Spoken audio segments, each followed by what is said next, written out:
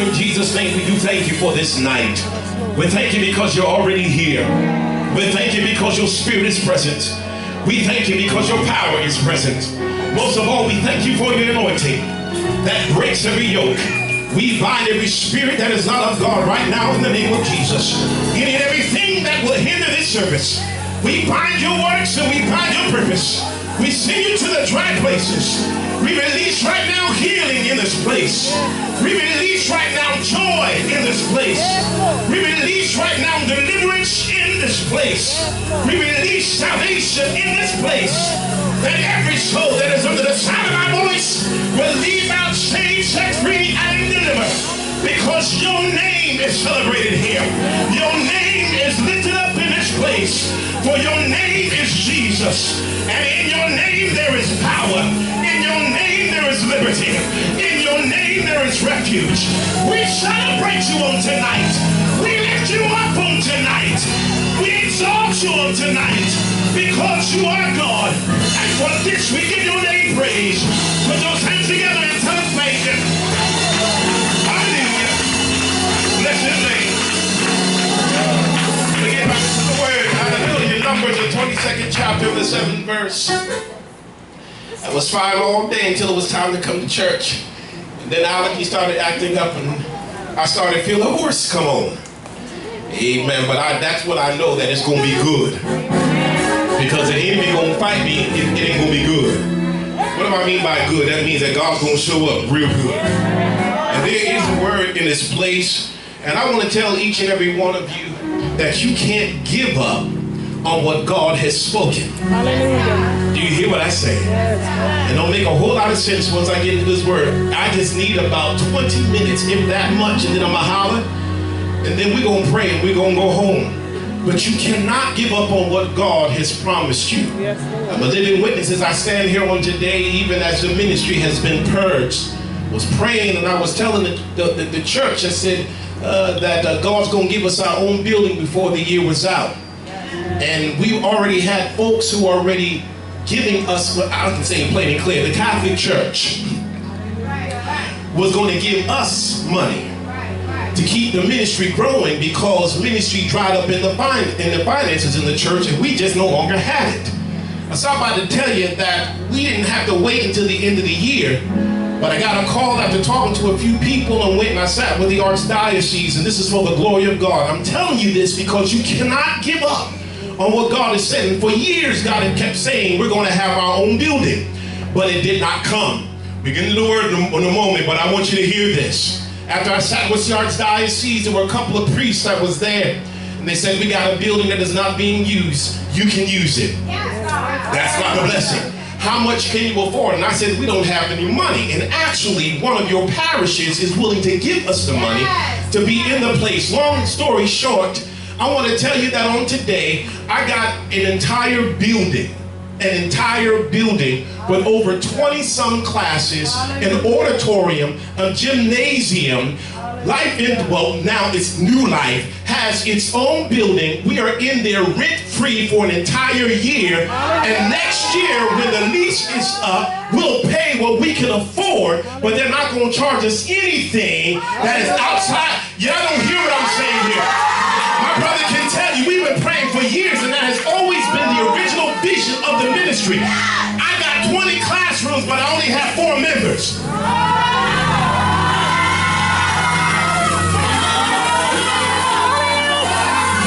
And I don't have to pay no rent. The Catholic Church paid for us to be in the place. I don't have to pay for lights. I don't have to pay for gas. I don't have to pay for the security of the place. I got a parking lot where folks can come and park their cars, a gate that is locked. I got an auditorium. I got a stage. I got a gymnasium. I got a room where we can prepare food, and it's all for free so we can do the work of the ministry. You can't give up on what God told you. It might take 2 years, but what God said. Now, if you didn't celebrate, you missed what I'm saying on tonight already. This ministry has gone through some serious changes over the last 10 years. And we just took the biggest hit that we've had within the last year. And I did not know, and Deacon standing here, I did not know how everything's going to work out. Do you hear what I'm saying? Sick in my body to the place to where I had cancer. They gave me less than 6 months. I prepared myself. I didn't tell my brother or anybody. I pushed everybody away. I started telling lies because I didn't want anybody else around me. I prepared myself to die. I said, Lord, you gave me vision. We kept writing the vision, putting the bulletins, and nothing was coming to pass. I said, Lord, you done sit me up here, and every time I put my hands to something, it seemed like it prospers, and then the enemy comes in and takes it all away. God, I give up. Somehow or another, my brother knew I was lying, came to me and said, I want you to be real with me and tell me what's going on, and you're not going to die. It was at that time that I began to be honest with him and tell him, listen, cancer has spread and it's come back with a vengeance. I'm prepared to die. He said, you've been through worse. You're going to live through this. I stopped by to tell you today, I'm cancer free. 6 months have transpired and I'm still here. We suffered, but not me. The ministry for the glory of God has its own place. But you know why? Because it's not about me, but somebody's got to suffer for it. Did you hear what I said? If you ain't suffering, your anointing hasn't been stirred. If you are not suffering, your anointing has not been stirred. Brother, I was on medication, laid up in the bed, could not move. For almost 2 months straight. I gave up the church and everything. I said, I don't care what happened. I'm leaving the ministry. God, you didn't call me to have to deal with all of this. One thing after the other. But I stopped by to tell you that when God's hand is on you, you give up, but God don't give up on you or the vision. God, I'm ready to get into this word on today. You can't give up on what God has told you. Suffered identity theft, but it took all my money. IRS came in. I'm telling you what happened over the course of a year. I got a sister here who can testify. Folks were standing in the gap for me because I didn't know how I was making it. I was like, I'm going to give it up, I'm going to give it all. But something happened when Prophet Snowden says, you've been through worse than this and lived through it. We're going to fight and you're going to live through this because you're my brother and I refuse to allow you to give up now. All you need is one person to stand with you. I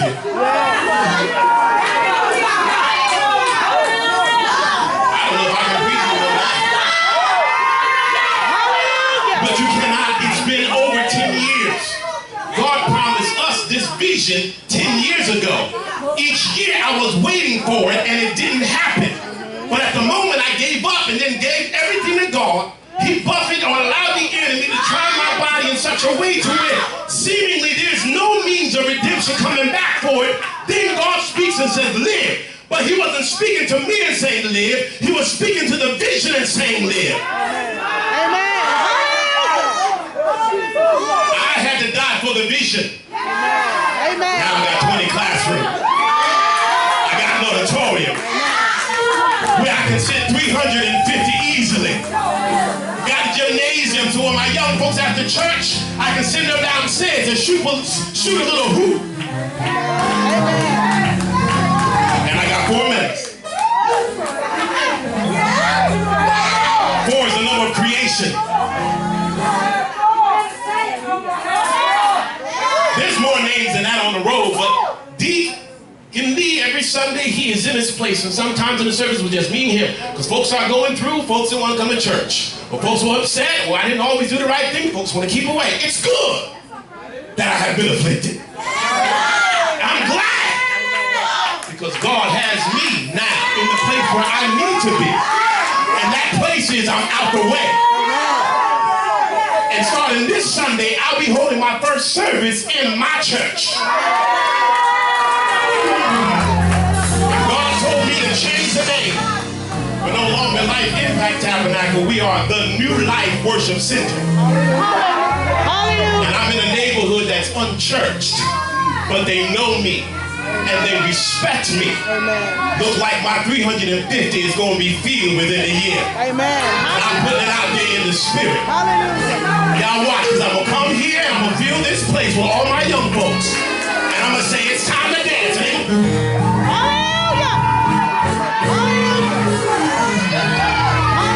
Because after I teach them to pray, I'm going to teach them to praise. I'm going to get the word in them. But I need praisers. Because what I'm going to take in the next season is coming through praise. I'm a praying man. Let's get to this word because you need yours now. Numbers 23.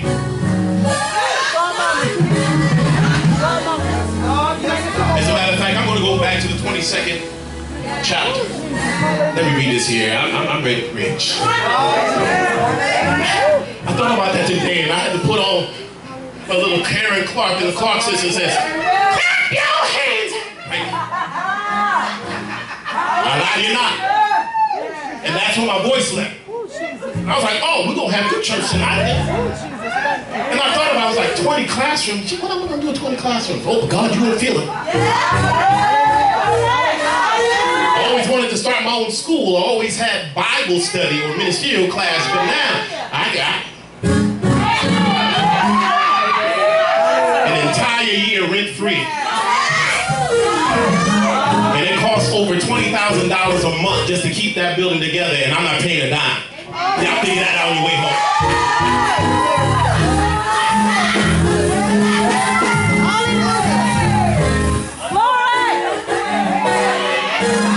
But you know what I did every now and then? I went down to Mount Calvary and I looked at their vision and I said, God, I thank you because mine is on the way.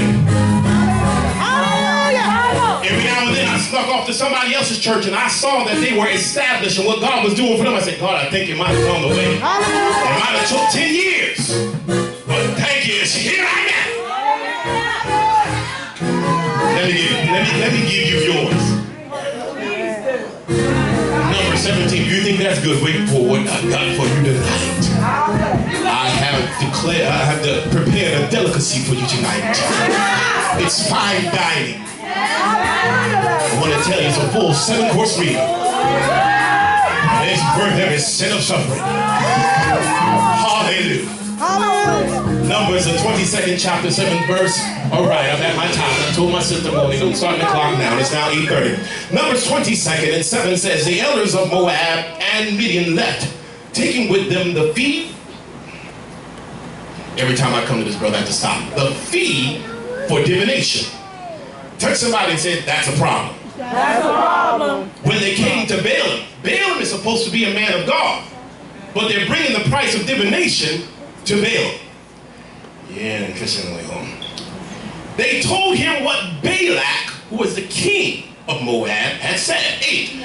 Spend the night here, Balaam said unto them, and I will report back to you with the answer the Lord gives me. So the Moabite official stayed with him. Verse 9, God came to Balaam and said, who are these men with you? 10th verse, Balaam said to God, Balak, son of Zippor, king of Moab, sent me this message. 11, a people that has come out of Egypt covers the feast of the land. Now come and put a curse on them for me. Perhaps then I will be able to fight to drive them away. 12th verse, but God said unto Balaam, do not go with them. You must not put a curse on these people because they are blessed. Touch somebody on the other side of you and say, because you're blessed. Because you are blessed. I want you to hold on to that tonight. 20th verse. That night God came to Balaam and said, since these men have come to summon you, go with them, but do only what I tell you. The 23rd chapter in the 19th verse, and we will conclude. God is not a man that he should lie, neither the son of man that he should repent. Hath he said, and shall he not do it? Or hath he spoken, and shall he not make it good? You may have your seats. The word of the Lord is blessed already. I want to talk with you very briefly on tonight. It's a done deal. Touch somebody and talk to them and tell them it's a done deal. So here in the scriptures, as soon as you hear me tune up, you can go right there with me. I'm not going to be long. With the book of Numbers, the narrative of Exodus resumes, and with it a renewed account of the failures of the Israelite community in them being able to remain steadfast in either its obedience to God or its commitment to Moses and Aaron. Commentators often refer to this book as the book of rebellions. And at several junctures in this narrative, it seems as if the emergent nation of Israel is about to unravel and the Exodus itself about to fail. The problematic character of this book can be seen in its structure as much as its content, as scholars have long noted its heterogeneous appearance. Narratives, legislative, and genealogical materials are indiscriminately intermingled or interdigitated with no apparent purpose, seemingly. The first 4 chapters of Numbers consist precisely of that. It's a numbering or a census of the children of Israel. Moses' leadership during this time and during this period is portrayed as increasingly problematic, and even his own brother and sister, Aaron and Miriam, question his authority and criticize him for how he's leading the people. But God comes to his defense. God confirms in 12 and 28, and he says concerning Moses, with him I speak face to face, openly and not in riddles. Even punishes Miriam with leprosy-like condition, and then she later dies in Kadesh Barnea. But it don't stop there. That brings us to the 16th chapter of Numbers. Now we have what is called Korah's rebellion. Here, Korah was a rich leader of the Levites, and he was the cousin of Moses, Aaron, and Elzaphan. He was challenging Moses' leadership and God ordained elected Kohanim, which simply means in the Hebrew priesthood. Korah is joined by 2 men from a neighboring tribe of Reuben by the name of Dathan and Abiram, who were troublemakers even in Egypt. I stopped by to tell you to be careful, because if folks were trouble before they came in your life, they're going to be trouble while they're in your life. Y'all ain't going to talk to me here. And the Bible declares that Korah teamed up with them, and they conspired against Moses and would bring accusation against him. They convinced 250 of the leaders of Israel to come up in opposition against Moses' leadership. They then come to Moses and tell Moses, we want to talk to you. We don't like the way that you are leading us in the things that we have to deal with. Moses says unto them, give me a moment to pray. And he goes to God and asks God, what should he do? He goes to God and says to God, I'm in a position here, I don't know what's going on.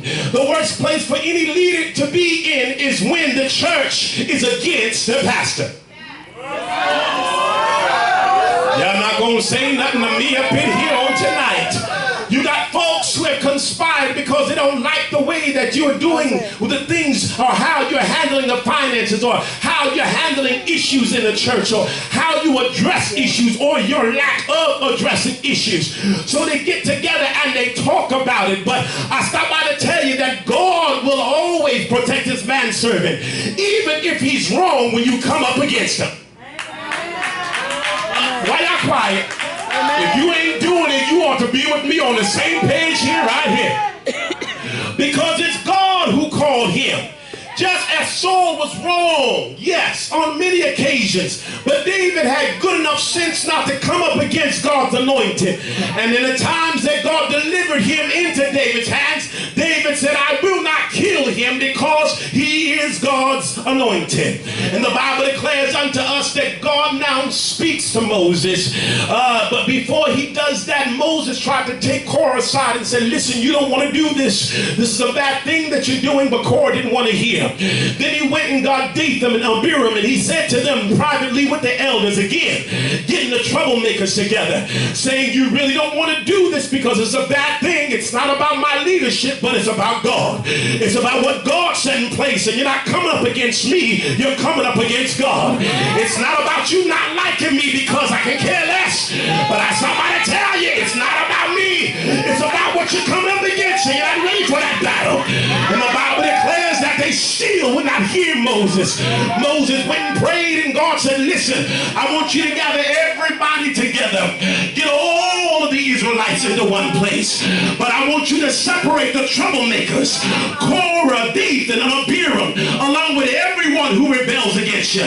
Separate them from the rest of the tribe.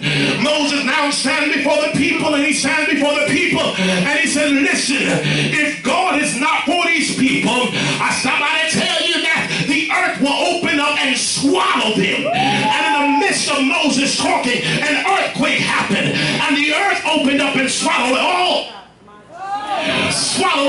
of them who were in the rebellion and buried them alive. Not only did they lose their life, but all their possessions, all their worldly gains died with them. But it don't stop there. This brings us to another issue that continued on with the children of Israel, because everybody now flees because they're scared. They're scared of Moses and don't know what to make of what God is doing.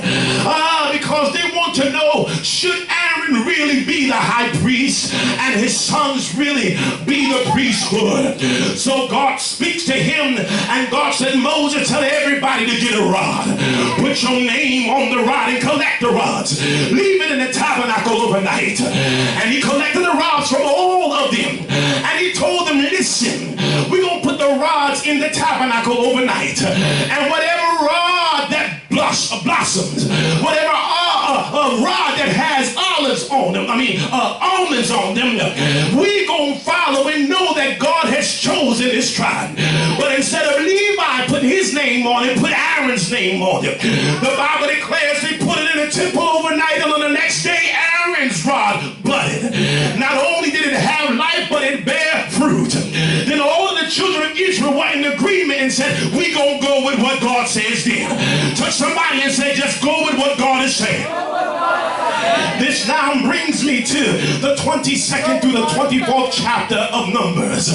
Balaam is the narrative here that follows, and is the longest independent narrative segment in this scripture, or in this thesis.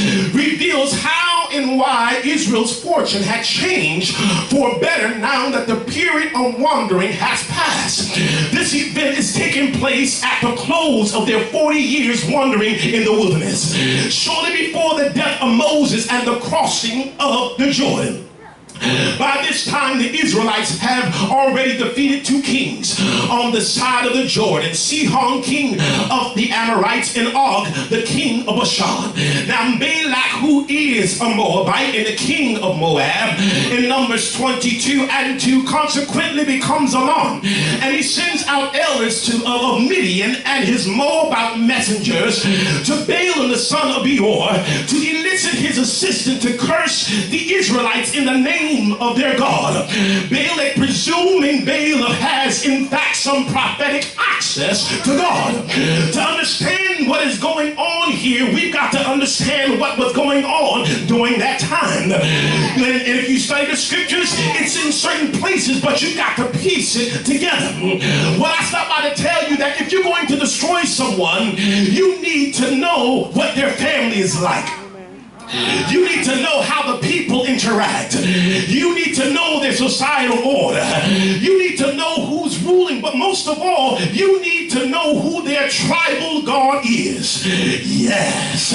So Balak sent his leaders and messengers with riches, giving the fee of divination. In other words, he was looking for an evil spirit to help him to be able to destroy the children of Israel.